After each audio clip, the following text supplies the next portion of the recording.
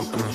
Tools are cropping, freeze a party coming. Move around like first brush when the school is out, when the booze is up, when the sun is ආයිබෝවන් අද youth එකේ garage එකට වාහන දිහා තාර්කිකව බලන්න කැමති අපේ යාළුවෝ set එක ගොඩක් ආදරෙන් පිළිගන්නවා. වාහනයක් ඩ්‍රයිව් කරනවා කියන ඇත්තටම විනෝදජනක දෙයක්.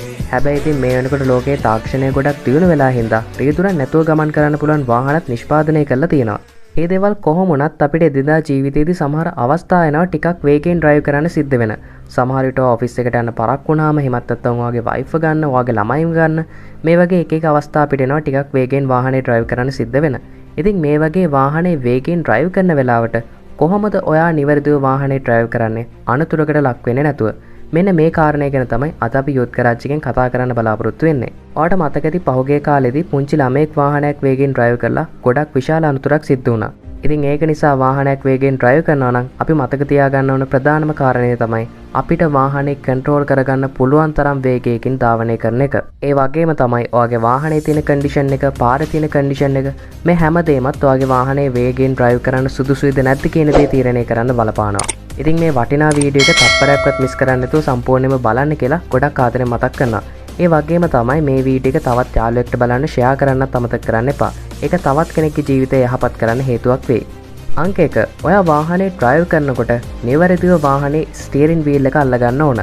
අපි දන්නවා සාමාන්‍යයෙන් වාහනේ වේගෙන් ඩ්‍රයිව් කරන වෙලාවට ඉතාමත්ම ඉක්මනින් අපිට තීරණ ගන්න සිද්ධ වෙනවා. ඉතින් මේ ඉක්මන් තීරණ ගනිද්දී ඔයාගේ වාහනේ ස්ටියරින් වීල් එක වැරදියට අල්ලගෙන හිටියොත් සමහරක් විට හදිස්සියේදී කෝනරින් එකක් ගන්න වුණොත් ඔයාට ඒක හරියට ගන්න බැරි වෙන්න පුළුවන්. අපේ කලින් වීඩියෝස් වලදීත් මේ දේවල් ගැන කතා කරලා තියෙනවා.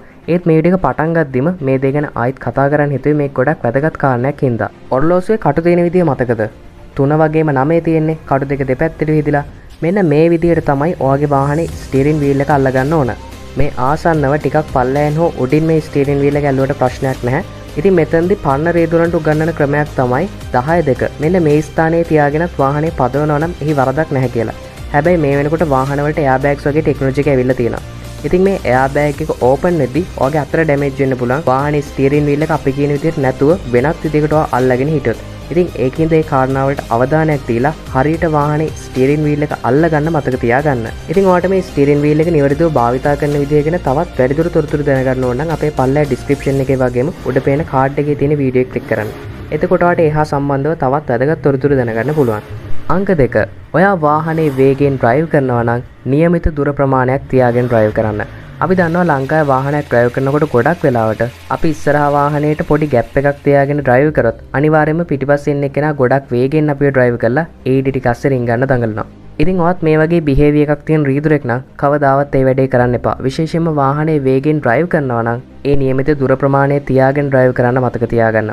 ඉතින් ඔයාගේ වාහනේ මේ වගේ ළඟ තියාගෙන ඩ්‍රයිව් කරන්න පටන් ගත්තොත් අපි දන්නවා එකපාරට මිනිස්සු සුදු ඉරි වලින් පාර පනින්න පුළුවන්. සත්තු මේ මහා මාර්ගය හරහා එකපාරටම පනිනවා. ඉතින් මේ හැමදේම මත ඔයා අදාළ දුර ප්‍රමාණය තියාගන්න නැතුව වාහනේ ඩ්‍රයිව් කරොත් අනිවාර්යයෙන්ම ලොකු අනතුරු වලට ලක්වීමේ සම්භාවිතාවක් තියෙනවා.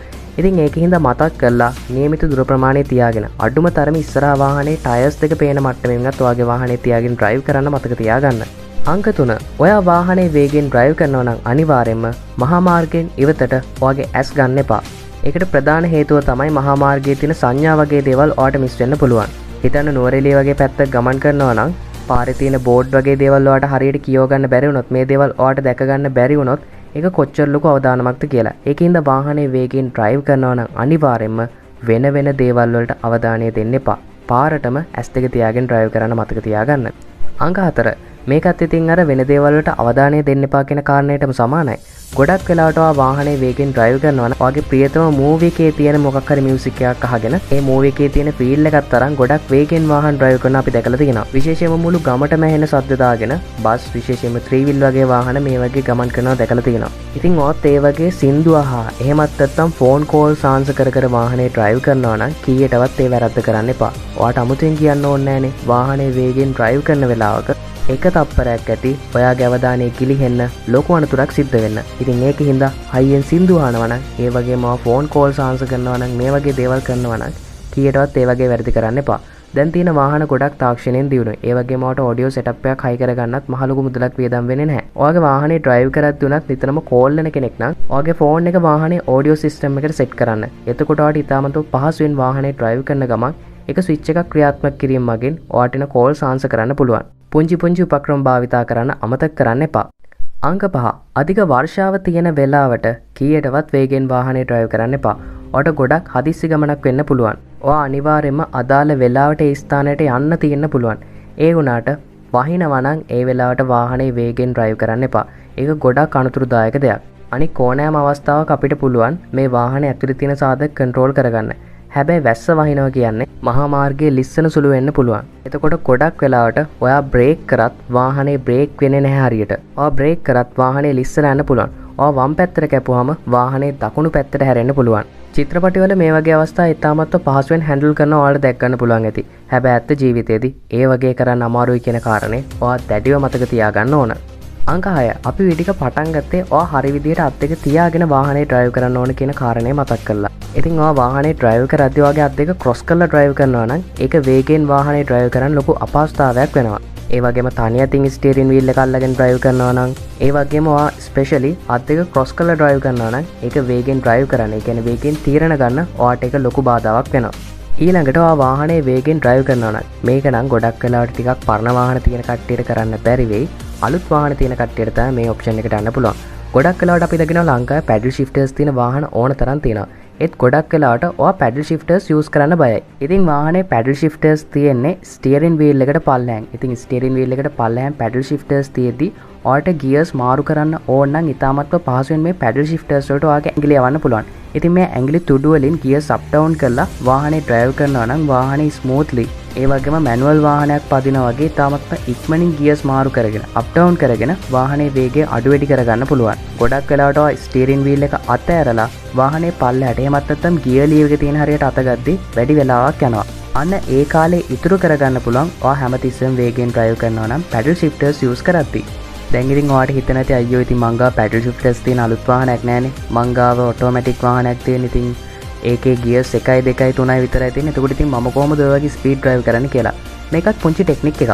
ඔයා ගාව තියෙන මැනුවල් කාර් එකක් නම් ඔයා දන්නවා කොහොමද ස්පීඩ් එක වැඩි කරගන්න කියලා. හැබැයි ඔයා ගාව තියෙන ඔටෝමැටික් කාර් එකක් නම් ඔයාට පුළුවන් ඔයාගේ වාහනේ ඇක්සලරේට් එක අඩියටම පාගලා ඔටෝමැටිකලිම වාහනේ ගියර්ස් මාරු වෙනකල් ඉන්නේ නැතුව පල්ලෙහාට පැඩල් කරලා ඊට පස්සේ අතෑරලා ඔයාට පුළුවන් වාහනේ ඇක්සලරේට් එක පැඩල් කරලා පල්ලෙහාට කරන්න. ඒ කරනවත් එක්කම ඔයාට දැනෙනවා වාහනේ ස්පීඩ් එක වැඩි වෙනවා. ඒ ස්පීඩ් එක වැඩි වෙනවත් එක්කම පැඩල් කරන එක පොඩ්ඩක් අතෑරලා ආපහු පැඩල් එක උඩට එන්න දීලා ආයෙත් පාරක් පැඩල් එක පෑගුවාම වාහනේ ගියර් එක ඉස්සරහට යනවා. ඉතින් මේ දේ ඔයාට ඔටෝමැටික් වාහනයක කරන්න පුළුවන්. එතකොට වාහනේ මැනුවල් ඩ්‍රයිව් කරනවා වගේම ඔයාට ඉක්මනින් ගියර්ස් මාරු කරගෙන වැඩි වේගයකට ළඟා වෙන්න පුළුවන්. ඉතින් මේ දේවල් තමයි වාහනයක් වේගෙන් ඩ්‍රයිව් කරනවා නම් ඔයාලට දෙන්න පුළුවන් ටෙක්නික්. ඉතින් මීට අමතරව හොඳ ටෙක්නික්ස් ඔයා දන්නවා නම් පල්ලෙහා කමෙන්ට් සෙක්ෂන් එකේ විවෘතයි. ඔයාගේ අදහස් බෙදා ගන්න.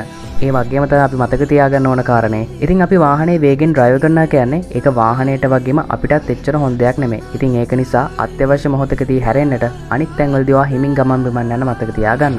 මේ වීඩියෝ එකෙන් ඔයා වැදගත් දෙයක් ඉගෙන ගත්තා නම් අපිව subscribe කරන්න, කමෙන්ට් එකක් දාන්න, මේ වීඩියෝ එක share කරන්නත් අමතක කරන්න එපා. ඉතින් මේ වගේ වාහන දිහා තාර්කිකව බලන්න කැමති නම් දැන්ම subscribe කරන්න යූත් එකේ ගරාජ් එක. තවත් දවසකින් අලුත් වීඩියෝ එකකින් හම්බෙමු. ඔයාලා හැමෝටම සුබ දවසක්.